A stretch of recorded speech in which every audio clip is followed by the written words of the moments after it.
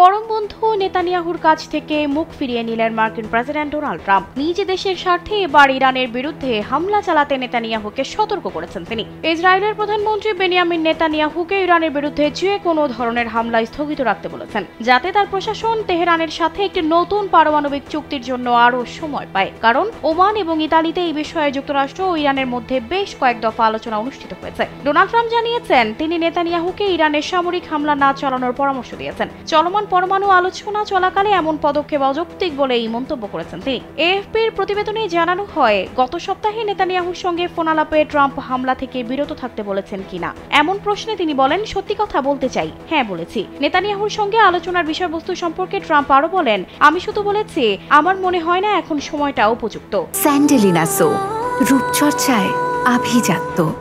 আমরা ইরানের সঙ্গে খুব ভালোভাবে আলোচনা করছি। তিনি বলেন, আমি তাকে জানিয়েছি এখন এটা করা একেবারেই ঠিক হবে না, কারণ আমরা একটি সমাধানের খুব কাছাকাছি পৌঁছে গেছি। আমার ধারণা ইরান একটি চুক্তি করতে চায়, আর সেটা সম্ভব হলে অনেক প্রাণ বাঁচানো সম্ভব হবে।